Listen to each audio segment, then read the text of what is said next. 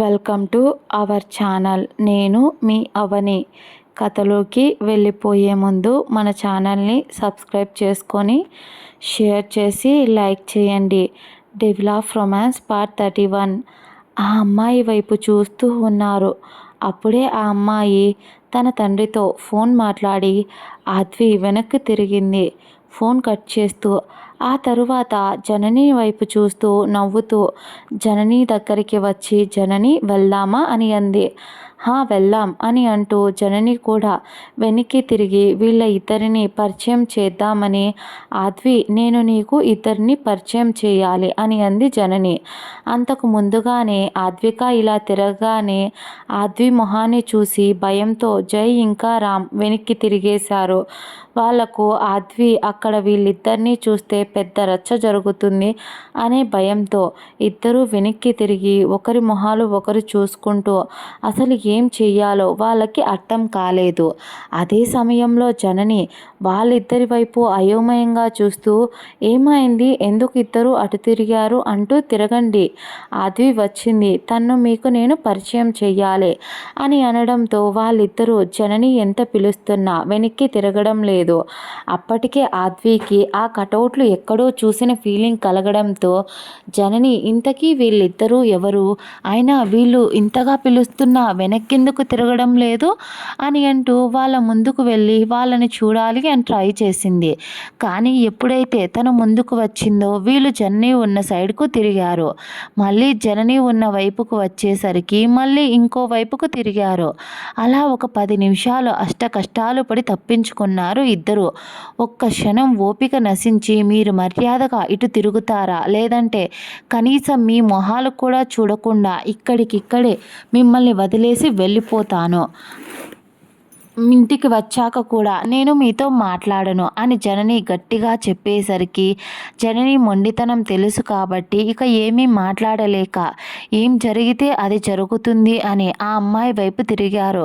అప్పటిదాకా ఆ అమ్మాయి కూడా వాళ్ళ చుట్టూ తిరిగి అలసిపోయి కసపోస్తూ వాళ్ళు ఇటు తిరగగానే ఒక క్షణం వాళ్ళ మొహాలు చూసి షాక్ అయ్యి వీళ్ళు వీళ్ళు అంటుంటే ఆయన నా భర్త, పైగా వీళ్ళిద్దరూ నాకు వరుసకు బావలు అవుతారు, తను నా పెద్ద బావ మరియు నా భర్త అని అంటూ ప్రేమగా జై చెయ్యిని పట్టుకుని జై షోల్డర్ మీద తల ఆనించింది. ఒక్కసారి జనని ప్రేమగా జై వైపు చూస్తూ నీకు తెలుసా ఆద్వి, నా బావలాంటి భర్త రావాలి అని చాలామంది అమ్మాయిలు కోరుకుంటారు.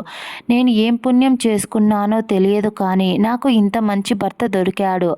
నాకు నా బాబాయ్ భర్తగా వచ్చాడు మరియు మంచి ఫ్యామిలీ, అది కూడా నన్ను అమ్మలా చూసే నా మరిది. వరుసకు బావే కావచ్చు కానీ నన్ను చిన్న పిల్లలా ట్రీట్ చేస్తాడు, నన్ను అమ్మలా చూసుకుంటాడు. ఇంతకన్నా ఒక ఆడపిల్లకు ఇంకేం కావాలి, ఇదే నా ఫ్యామిలీ, ఇదే నా ప్రపంచం అని జైని ఒకవైపు చూస్తూ ఇదంతా ఇక్కడ ఉన్నాడే తన వల్లే నా ప్రపంచం ఇంత అందంగా మారింది, ఎవరిని అడిగినా ఇదే మాట చెప్పగలిగేంత ప్రేమ నా బావ మీద అని చెబుతూ జై వైపు చూసింది. జై కూడా అప్పటిదాకా టెన్షన్గా ఉండేవాడు కాస్త తన మాటలతో మైండ్ డైవర్ట్ అయి జనని ప్రేమకు ఫిదా అయిపోయాడు. తను ప్రేమిస్తున్నాడు, ఇంత ఇంత అంతా అని ఎప్పుడూ జననికి చెప్పలేదు. కానీ ప్రతి ఒక్క క్షణం అతడి ప్రేమ ఎలా అయితే ఆమెకు చూపించాలి అనుకుంటాడో ఆమె అంతకన్నా రెట్టింపులో అతడికి ఆమె ప్రేమను చూపిస్తుంది. మొదట రామ్ని వెతుక్కుంటూ రావడం ఏంటో, జైని చూసి ప్రేమించడం ఏంటో, జై చావులో కూడా తోడుంటాడు అనే మాట ఇచ్చుకోవడం, అసలు వీళ్ళ ప్రేమలో ఒక బుక్కే రాసేయచ్చు అని జై మనసులో ఒక సాంగ్ వేసుకున్నాడు. చలి చలిగా అల్లింది, గిలిగిలిగా గిల్లింది, నీ వైపే మళ్ళింది నా మనసు అని అంటూ పాట జై మైండ్లో రన్ అవుతూ ఉంది.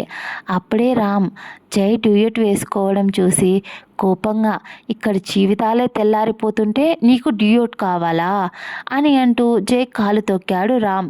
అప్పటిదాకా జనని చెబుతున్న ప్రతి ఒక్క మాట ఏదో ట్రాన్స్లో ఉండి వింటున్నాడు మన జయబాబు. విని మీ ఇద్దరికి ఎప్పుడు పెళ్లి జరిగింది అని అంటూ మాట కూడబొలుక్కుంటూ అడిగింది ఆద్వి. ఆ మాటకు జనని ఏదో చెప్పబోతూ ఉంటే జాను బంగారం ఇప్పుడు అవన్నీ ఎందుకురా నాన్న, మనం లోపలికి మనం లోపలికి వెళ్ళి ఫస్ట్ పూజ చేయించాలి కదా, ఆవిడకు కూడా లేట్ అయిపోతుంది కదా, ఇప్పటికే చాలా టైం అయింది, మనం గుడికి వచ్చి టైం అంతా వేస్ట్ చేస్తున్నాం పద, ఇంకా లేట్ చేస్తే దేవుడు ఫీల్ అవుతాడేమో అని అంటూ జనని చెయ్యి పట్టుకొని లోపలికి లాక్కెళ్ళిపోయాడు జై. కానీ వెళుతున్న వాళ్ళ వైపు అయోమయంగా చూస్తూ, ఏంటి తనకు పెళ్ళయిందా, ఈ విషయం నాకెందుకు తెలియలేదు అని అంటూ తల గోక్కుంటూ అక్కడే రామ్ ఉండేసరికి రామ్తో ఏదో అడుగుదాము అనుకుని ముందుకు అడుగు వేసింది. తనను చూసి భయంతో రామ్ కూడా పారిపోయాడు. ఆ అమ్మాయి పారిపోతున్న రామ్ వైపు గుర్రుగా చూస్తూ, రే వెదవల్లారా, నేనేమైనా దయ్యాన్నా అలా పారిపోతున్నారు? ఇప్పుడు మీ పిలక నా చేతిలో ఉంది, దొరక్కపోర్రా, ఇన్ని రోజులు మిమ్మల్ని ఎలా పట్టుకోవాలి అని ఆలోచించి పిచ్చి పట్టిపోయింది నాకు. కానీ ఇప్పుడు అదే పిలక నా చేతికి దొరికింది, ఎలా కావాలంటే అలా దానితో ఆడుకుంటాను, వీలైతే గుండు కూడా కొట్టించి ఆ పిలకను నా దగ్గరికి లాక్కుంటాను. అప్పుడు ఉందిరా మీకు ఇద్దరికి అని ఇన్ని రోజులు నన్ను పెట్టిన బాధకి తగిన రివెంజ్ తీర్చుకోకపోతే నా పేరు ఆద్వికానే కాదు అని గుడిలోనే అరుంధతిలాగా ఛాలెంజ్ చేసింది. ఆ తర్వాత జై తనని లోపలికి లాక్కొని రావడంతో, ఏమైంది బావా, ఎందుకు నన్ను అలా లాక్కొచ్చేసావు, పాపం తను చాలా మంచిది, ఏమైనా అనుకుంటుందేమో, ప్లీజ్ తన్ని కూడా మనతో పాటు తీసుకువద్దాం అని అనేసరికి జై మనసులో, ఒసేయ్ నువ్వు అనుకునేంత అమాయకురాలేమీ కాదే, అది పెద్ద కంచు, అది కనుక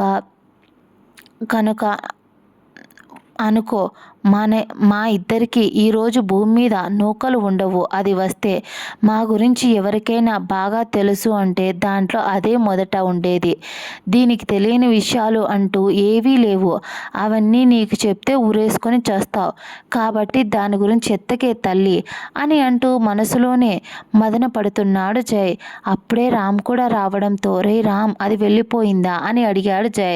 రామ్ తల కొట్టుకుంటూ, అయినా అది ఇదే గుడికి వస్తుంది అని కొంపదీసి ఇద్దరు ప్లాన్ వేసి ఇక్కడికి తీసుకువచ్చి మళ్ళీ నా ముందు డ్రామాలు ఆడుతున్నారా అని రామ్ అడిగాడు జైని.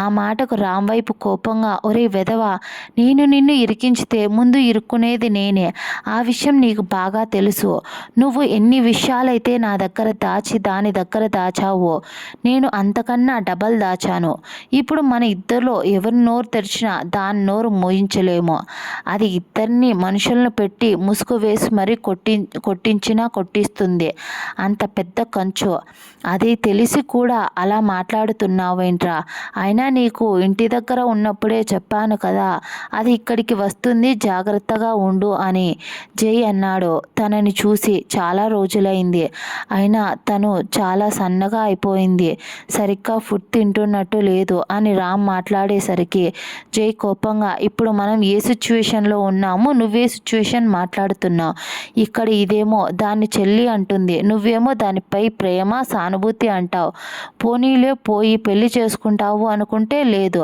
అలా చేసుకోవు, నీకు పెళ్ళి ఇంట్రెస్ట్ లేదు అంటావు, అందరూ కలిసి నన్ను చంపేయండిరా బాబు అని అన్నాడు జై. ఇదండి ఇవాల్టి ఎపిసోడ్. ఈ ఎపిసోడ్ మీకు నచ్చితే, నా స్టోరీ నచ్చితే లైక్ చేసి షేర్ చేసి సబ్స్క్రైబ్ చేసుకోండి, అలాగే గంట సింబల్ మీద క్లిక్ చేసి ఆల్ అనే ఆప్షన్ని ఆన్లో ఉంచుకోండి. మళ్ళీ నెక్స్ట్ ఎపిసోడ్లో కలుద్దాం. Bye bye.